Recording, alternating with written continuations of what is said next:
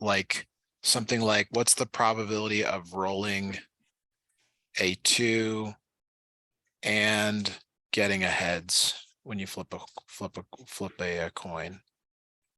To me, these are like maybe the probability questions that you're being going to be asked, but it's really not. I really am not clear. So I can make some up like this, or we can just go right to two-way tables. Yeah, I also sent a worksheet just now that's a little bit more Okay. the probability examples.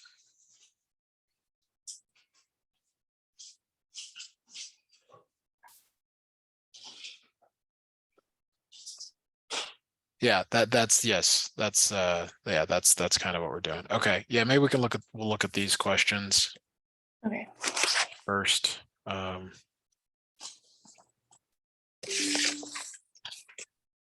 The thing is that with the first one here is it's actually a binomial distribution, but it could be treated as a probability question, but you would really do it as a binomial distribution now that you've seen it before. Because there's a probability of success here, and the probability of success. Sorry, I assume you've already read this, but the probability that Ari will score above a 90 on a test is 4 out of 5. What is the probability that he will score above a 90 on exactly 3 of the 4 tests this quarter?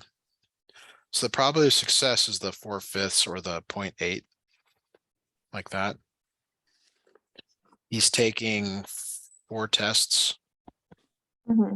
And you want the probability that X equals 3. So to me, this is binomial, but you could also do it with just probability. You just have to be a little more creative with that. Do you know if this was intended as a binomial or a straight probability or both, or don't know? I don't know. Okay, let's just treat it as binomial because that is going to be on your test. Do you get the binomial formula, or do you have to write that down? I have it in my notes here. I could write it down. So this would be the kind of thing to write down. This will be a good starting point for us. And you want to write it down, maybe not the way I'm writing it down, but you want to write it down in such a way that you understand it, because you're going to have to use it on the test.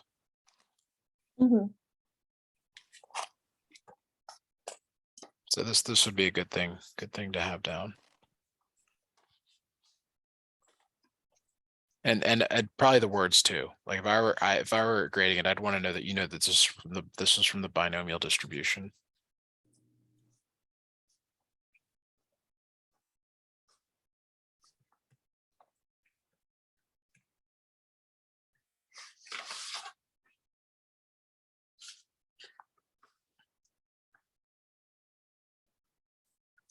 So let me know when you get caught up here. We can work through this problem.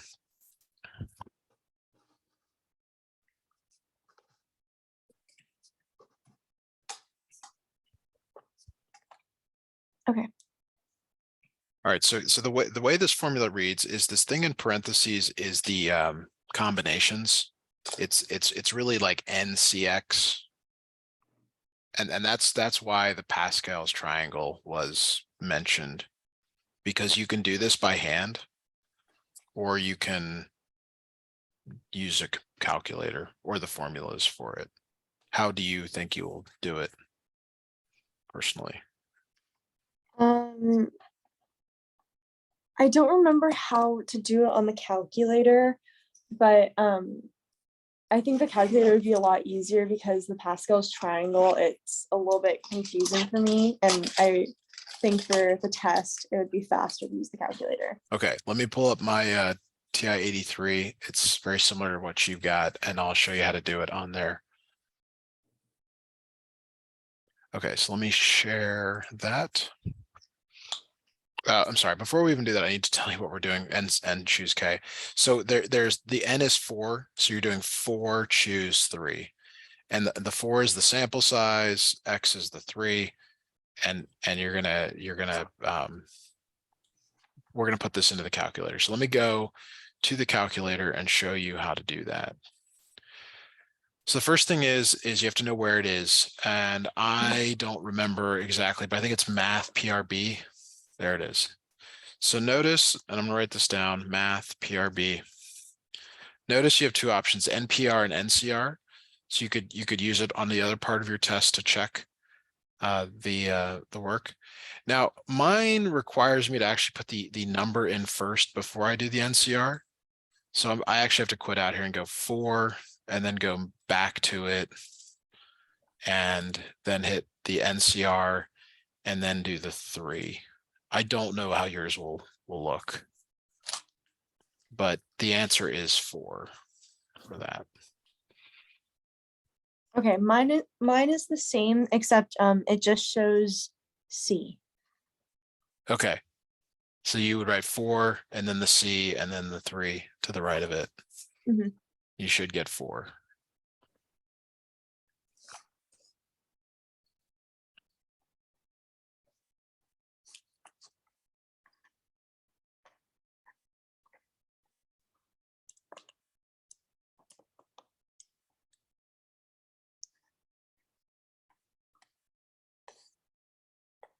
So you click NCR for on the calculator. You put the number in first and then you put the NCR and then the second number.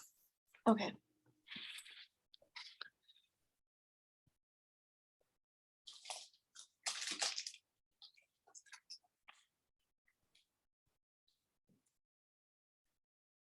Let me know when you got this down because I got to go back to the other screen. I got it. Okay. All right, so back to the other screen. So that's only one part of the formula. That's this first part in parentheses. So the next part is this p to the x. So your p is 0.8 and your x value is 3. Your q is what is the probability of not success, or the 1 minus that. So the like what some students write, and I think this is more compact, is right, p equals 0.8, q equals 0.2. So 0.2 to the 4 minus 3 power, like that.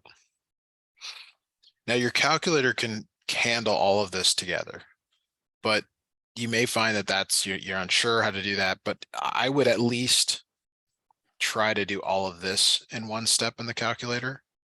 4 times 0.8 to the third times 0.2. So could you try entering that and just telling me what you come up with as a final answer?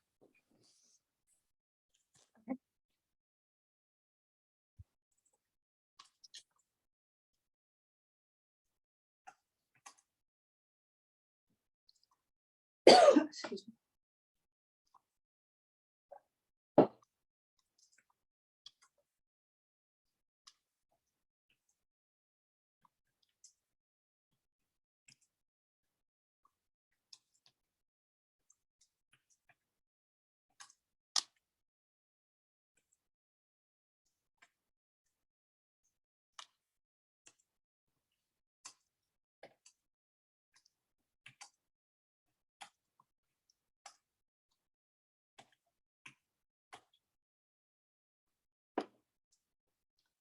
4.096. It's got to be between 0 and 1. Maybe I just heard wrong, but it should be 0.4096. I got 4.096. Okay, so maybe you didn't get one of the numbers in as a decimal. That's the only thing I could think of here that would have caused this to go. So let me go back to the calculator here.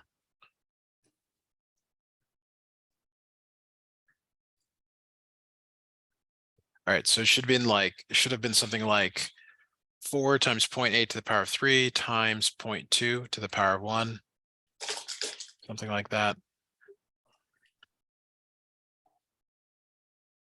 Oh, okay, 0.2. Okay, that's why. Yes, yeah. Okay.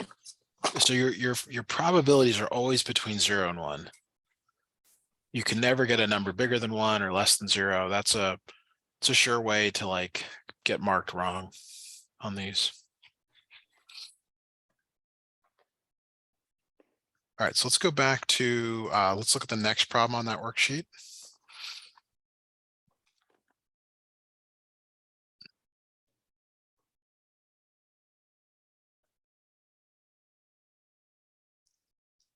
All right, so here we go.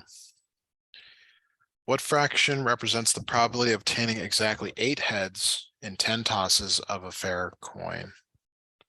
So for binomial distribution, I didn't say this in the first problem we did, but in a binomial distribution, there's only 2 outcomes.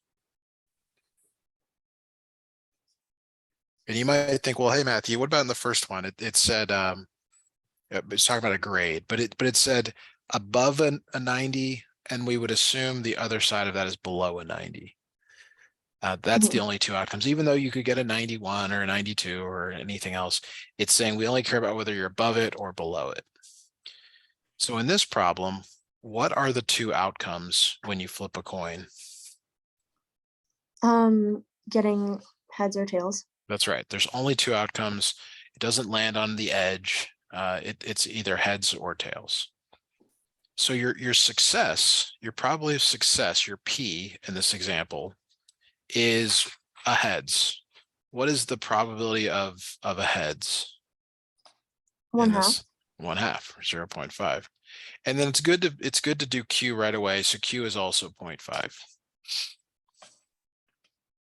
Now, N in this case is the number of tosses. How many tosses are there? 10. 10 tosses.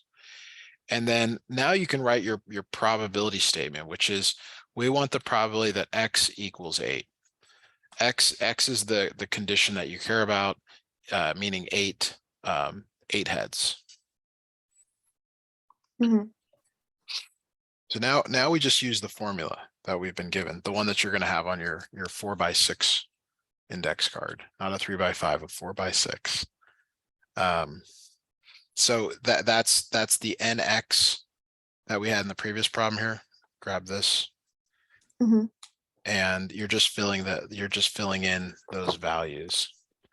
So notice you have everything you need. You have N is 10, X is 8, P is 0.5 to the power of X, Q is 0.5 to the 10 minus 8, like this.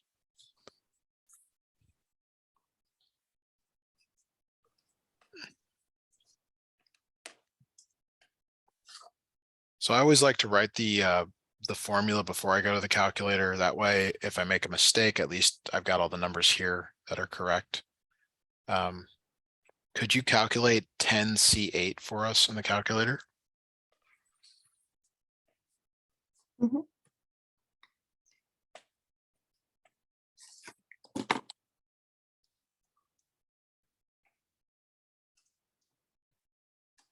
Let me know what you come up with.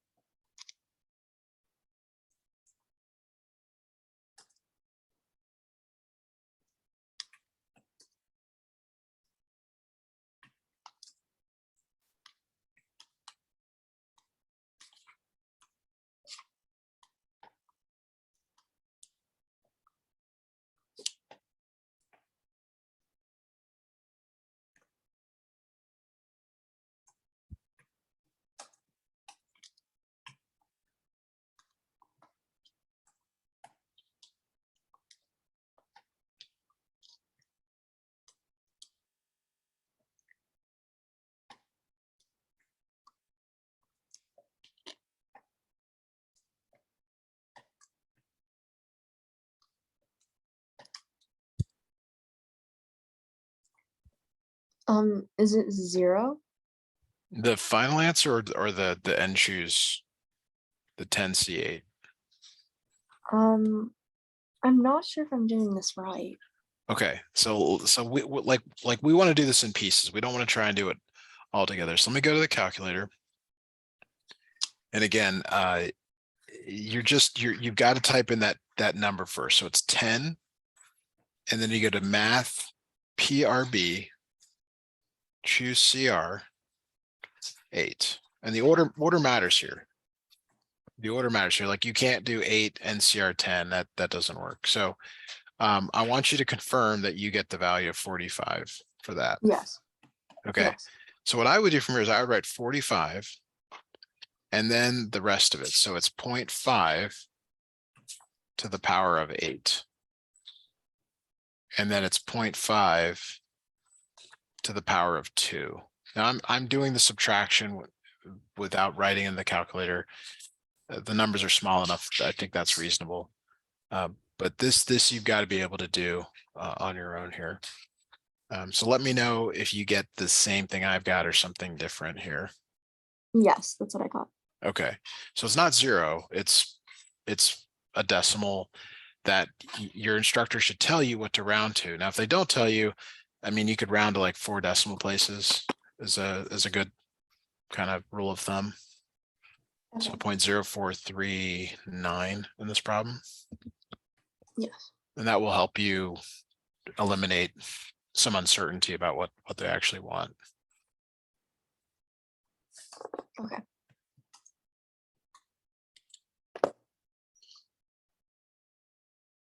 All right, so let's move back to the second part of this question. It's like the follow-up to it.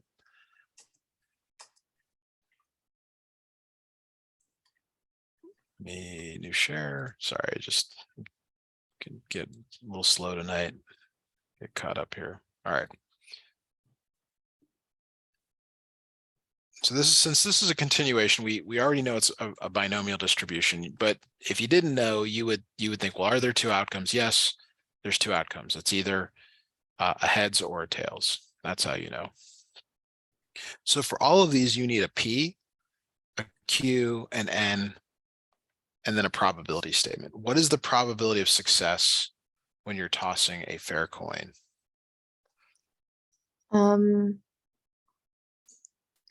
Half. Half. Yeah, we don't know which half yet, but it's half.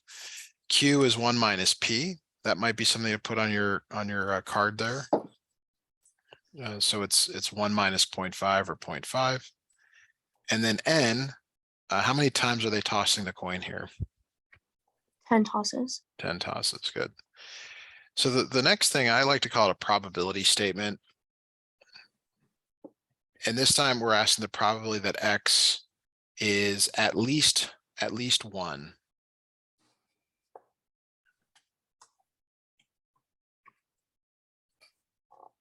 X is at least 1. Okay.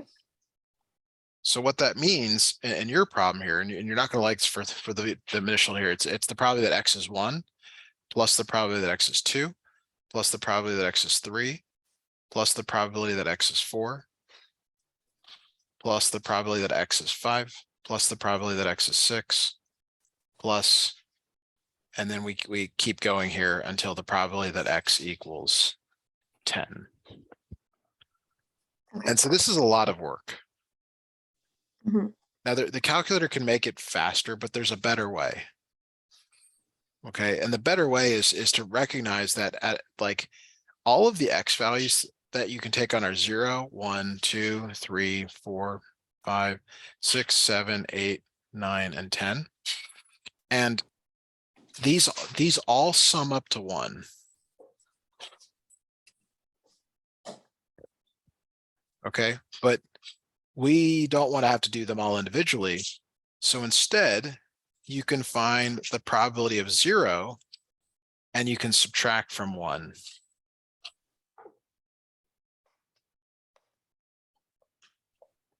So rather than doing all of these individually, you do 0 and then you subtract the result from 1. Okay. So the idea is that the probability that X is greater than or equal to 1 equals 1 minus the probability that X equals 0. Because 0 is excluded from the 1 greater than 1. And if you do that, you get all the rest. And this is what we've been doing in the previous problems. So go grab that formula again right here.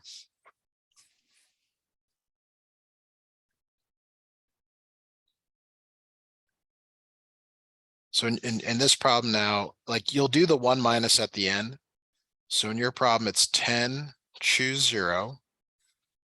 Your P is 0.5 to the power of 0. Your Q is 0.5 to the 10 minus 0. It's the same N, P, and Q that we identified earlier in this problem. Mhm.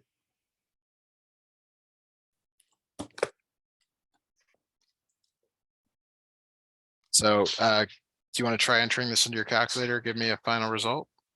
Yes. Okay. If you have any questions, please ask me as you go.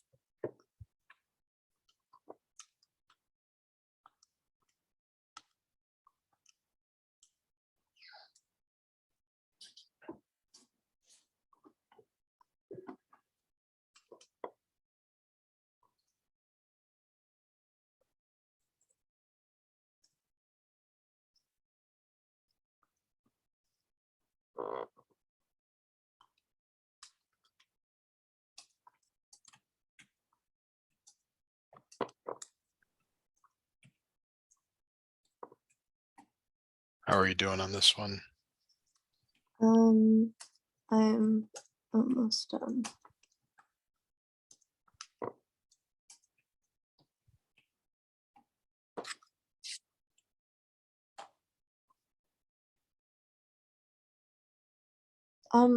I got 9.7, which is wrong. Yeah, so there's a little bit to the right of that you gotta see. It should say like E to the -4 or 10 to the -4. Do you see that on your calculator? Yeah. So -4. so what that means is the decimal is really moved over. So if you remember from physics, we're actually moving the decimal over 4 places. So 1, 2, 3, 4. So it's really 0.00097,656 and so on. Okay. So don't like it be careful that you don't say, oh, I did something wrong. The number gets so small they have to use this different notation for it. Oh, okay. Okay. But again, this is not the answer. The answer is 1 minus this. Okay. And you know, it would be easy to forget to do that. It's another like step. It's not like, oh yeah, I got to do that. And when you do 1 minus, the result's a little bit more clear. It's 0.999, 0, we'll say. Mhm. That's more reasonable. Okay.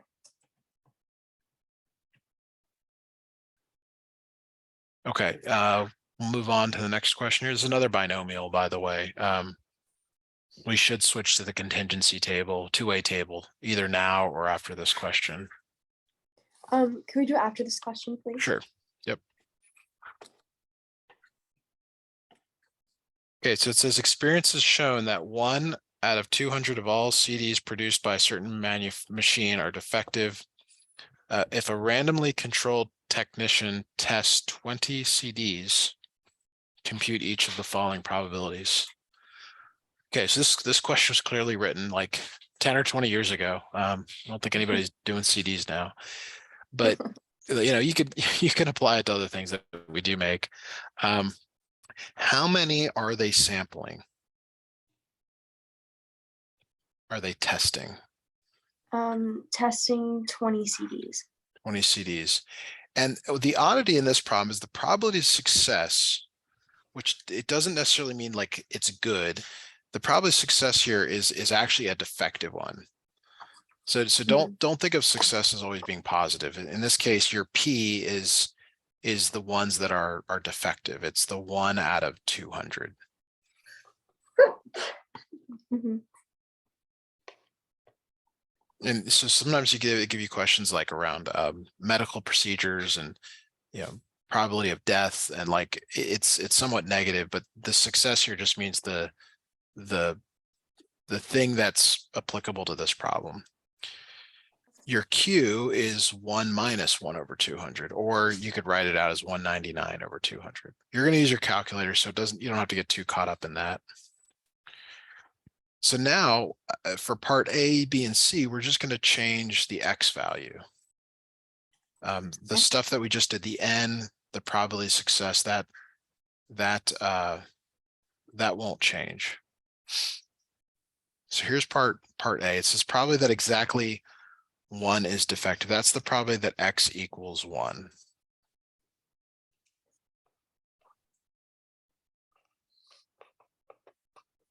Okay, so if we go back to our formula here,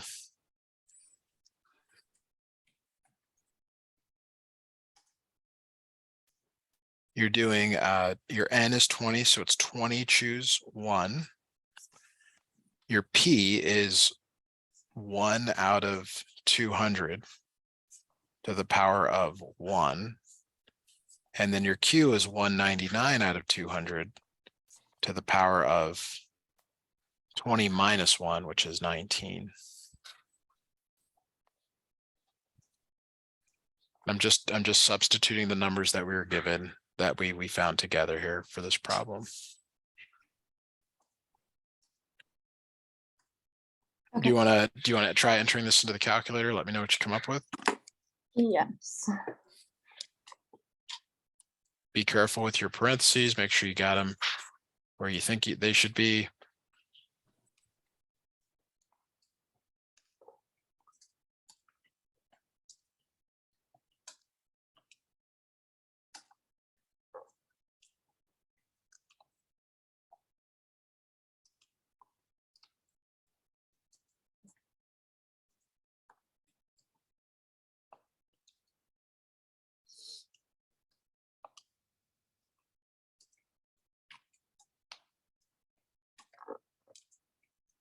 Um, 0.09. All right, I'm a little bit further behind you on this one.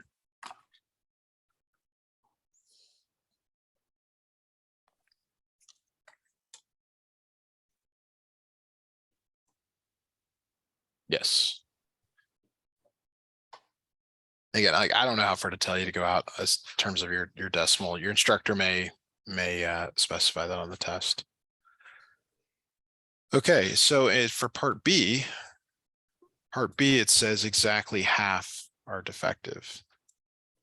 It should say exactly half, not half, because that could be interpreted a little bit differently. But all that changes is your X value. That's the probability that X equals 100. Because there's, I'm sorry, 10, because there's 20 that they're testing.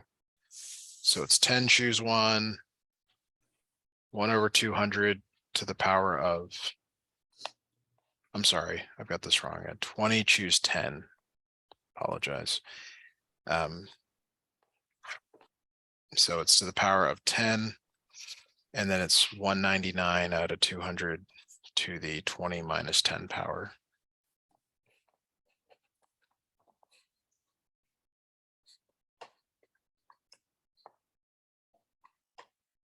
Okay.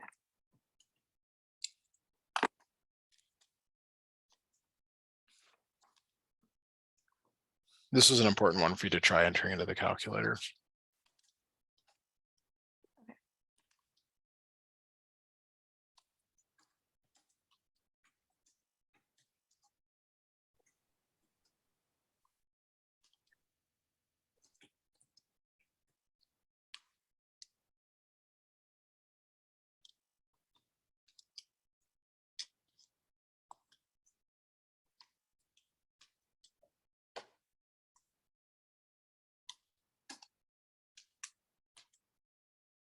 1.71. So we just mentioned that it cannot be greater than 1. Is there something to the right of that that you're maybe not seeing? It says E negative 18. Yeah. So here's what that means. It means there's 17 zeros Mhm. and then a Okay. 171. And you're supposed to be interpret that to say that is 0. It's so close to 0, we might as well call it 0. Okay. All right, so just in the with time here, I would really recommend that we move to a two-way table problem. Okay. There's several that you've sent. Do you have one that you would like us to talk about, or do you want me to just pick one?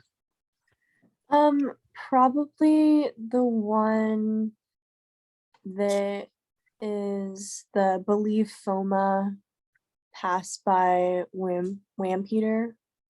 Okay, yeah, that was in the first email. This is like an SAT question. You mean yeah, because it's almost like these words, you almost wonder what the words mean, and it distracts you from the actual problem. Yeah. Okay. And so we were doing these, I can't remember if we did them together but we've done some of these types of problems in the SAT prep, so there should be some familiarity. So occasionally they do actually want you to fill in the table. Mhm. So the 1,250 members is the total of everything.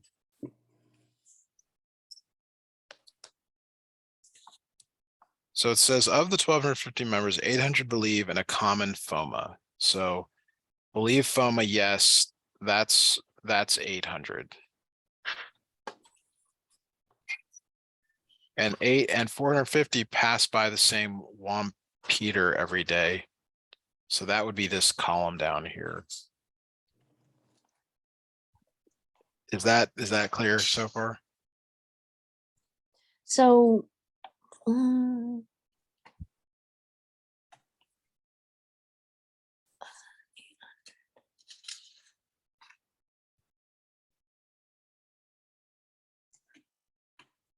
wait, so why would the 450 go in the total? Wouldn't it go believe FOMA and then pass by? Wouldn't it be yes, yes? Well, I mean, this is a more of like a interpretation of our language. It's like saying 800 believe a common FOMA, but 450 do not. And then the second Okay. thing here, it says 450 pass by the same Peter every day. And then that means that 800 do not. And that was the next thing I was trying to get to, is that like these two numbers have to add up to this. And then Okay. similarly, these two numbers have to add up to this. Okay.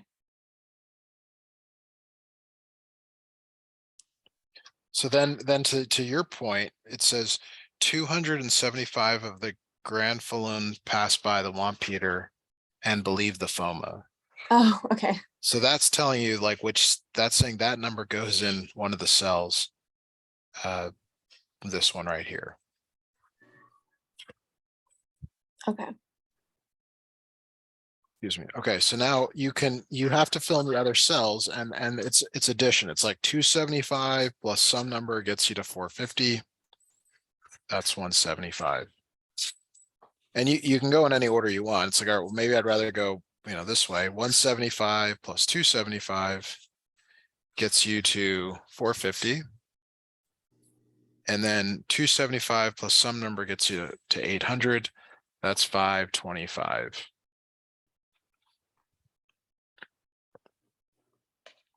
If they don't give you the table filled out, spend extra time making sure your numbers are correct, because everything that follows is based on the table. Okay.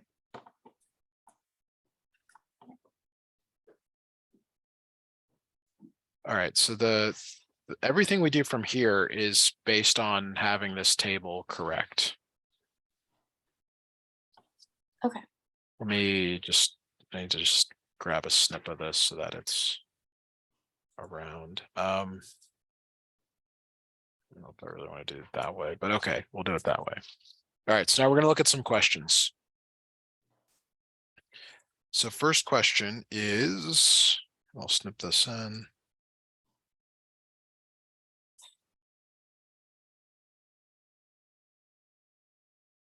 Well, let me make some comments here.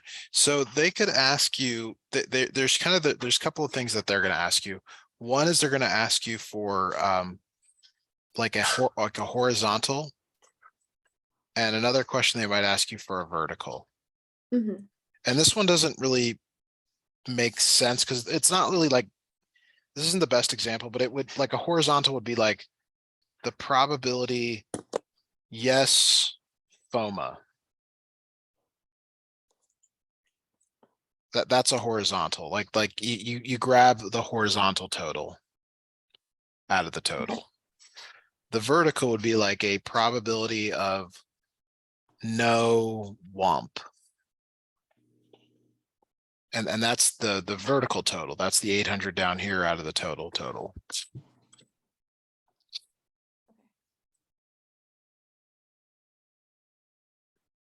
But the ones you're probably going to be asked for are what are called conditionals. And that's where you restrict to a row or column. Yeah. And those are the more difficult types. That's just a broad overview. Let's look at a question here. And let me snip this in. I'm going to grab the table one more time just to help us with this. Okay, it says, what is the probability that a member of the Grand Falloon chooses at random believes the FOMA? So actually I just asked you that. This is saying the probability of yes FOMA. So it's how many people believe yes FOMA. You don't care about the pass by WOMP, Peter.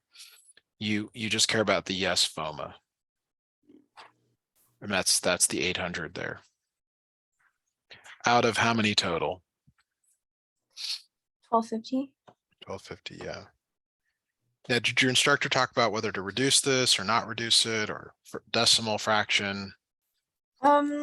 He kind of just said that we can leave it. Yeah, so we saw this on the SAT, like sometimes they're not reduced. I mean, that's, Mm-hmm. I would want you to reduce it, but I'm not grading your test, so that what I want doesn't matter. Is that question clear though, how to answer it? Yeah, that makes sense. All right. So let's look at another one here.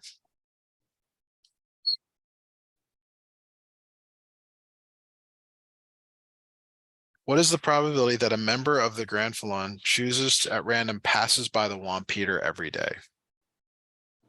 So we just care about the people that pass by the Wampeter.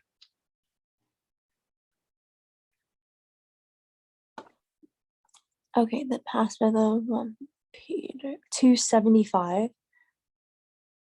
Which cell are you getting that number from? This one or this one? The top left. Okay. So you for this problem, you don't care about this. Mm-hmm. So what about this 175? Do they pass by the Wampeter? Oh, they did. Okay, so 450. 450. Yeah, 450 out of the total 1250.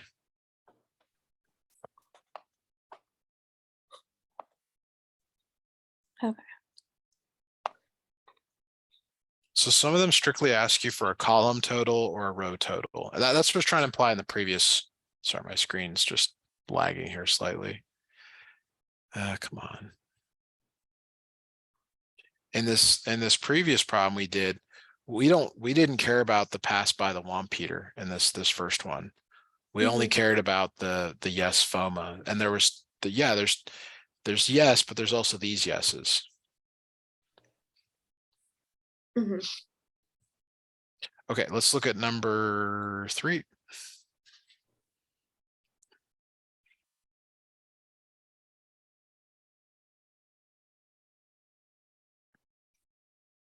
All right, so before I snip in the table again, what does the probability of FOMA, vertical bar, Wampeter mean, and what is its probability? So in words, we say the probability of, I gotta type this here, sorry. This is the probability of FOMA given that given Wampeter, which maybe isn't all that helpful here. This is a weird language one. It basically is saying like, it's basically saying like, if it's yes to a Wampeter, what is yes? What is the FOMA? Probably a FOMA. And it'll make more sense when I snip the table in here. Sorry, that is not what I wanted. That's what I want.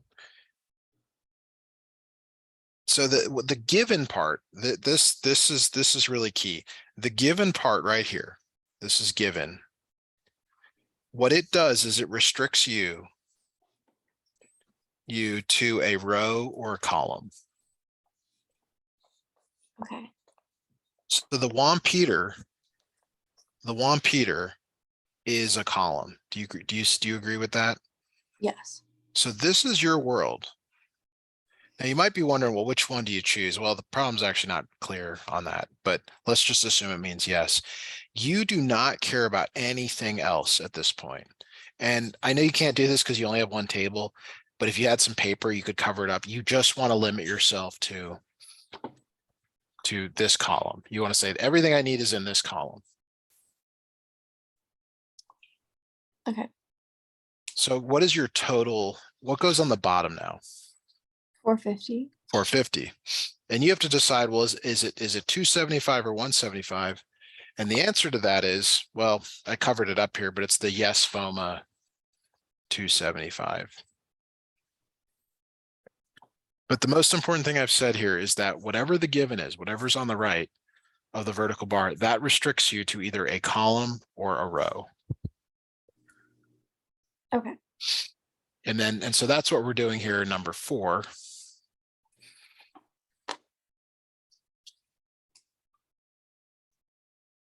Oh, sorry, this is a union. Sorry. Let me not do it that way. Let's do the probability of, get the wording right, Wampeter given FOMA.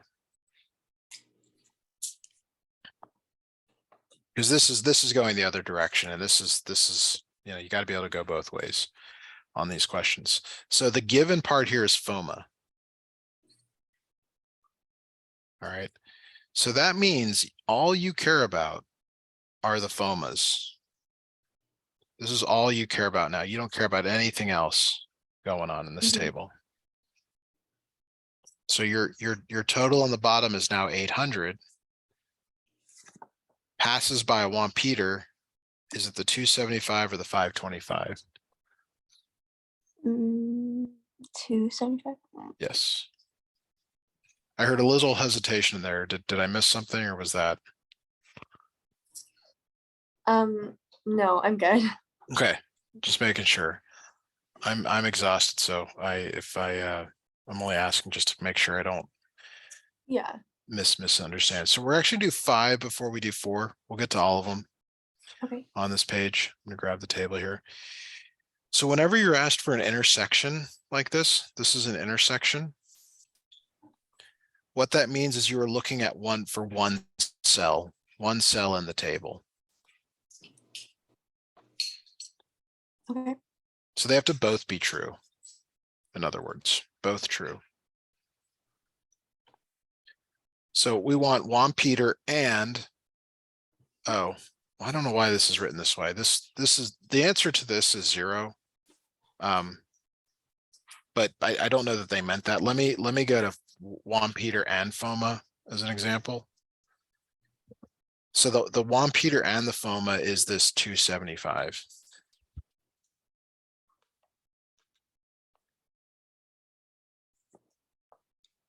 Out of 1250. Okay. Now, if it really wanted the intersection of Wampeter and Wampeter, that would be 0 because they don't intersect. Okay.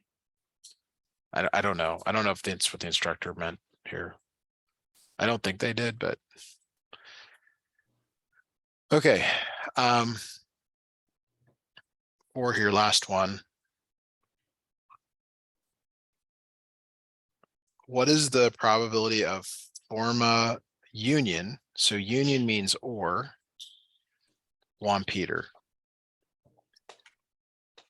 So I'm gonna highlight the cells that this is referring to. We'll see if you can understand the pattern here. So forma is these two, and then Juan Peter is these two, like that. Okay. So do you see that it's 3 cells in this case? It's really these 3 numbers that I've circled, Yes. because the idea is that it could be one or the other or both. Like if someone asks you, do you want pizza or ice cream? An acceptable answer is yes, because that means both. Hmm. Or do you want Reese's or ice cream? You can say yes, because I want my Reese's and my ice cream. Yes.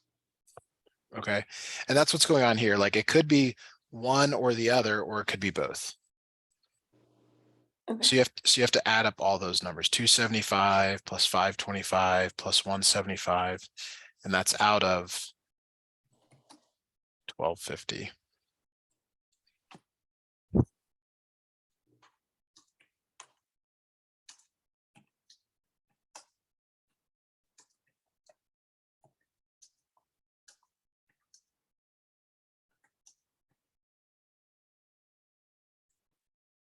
Okay. All right, well, that is probably it for us for tonight, Julia. I guess probably didn't get everything you wanted on the card figured out, but you could always use some example problems like we did. Hmm. That might help. I'd also recommend maybe going to the end of the chapter in your book. Sometimes there's some formulas there that could be useful to write Yeah. down. We didn't do anything on the normal distribution, so you might throw a few things in from that. Okay. Especially the empirical rule. That's actually something I would definitely recommend. Okay. Let me pull up a quick chart of that. Unless you got to run, we just need 1 minute to find something Okay. for that. Okay.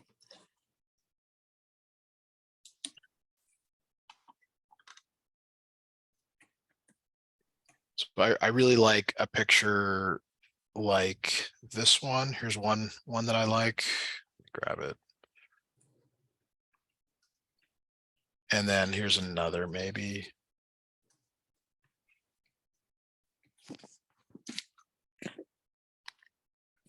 This first one, I would add a little line in right there for that. But this looks like it's on your test, so just get one or the other down. Okay. I took a screenshot. Okay, perfect. I will send you the notes here in the next few minutes. Last night I was really busy, so I ended up getting late send outs and stuff. But yeah, thank you so That's okay. much. I will see you next time. Good luck on your test. Okay. Thank you so much. Thanks. You're welcome. Bye now. Bye.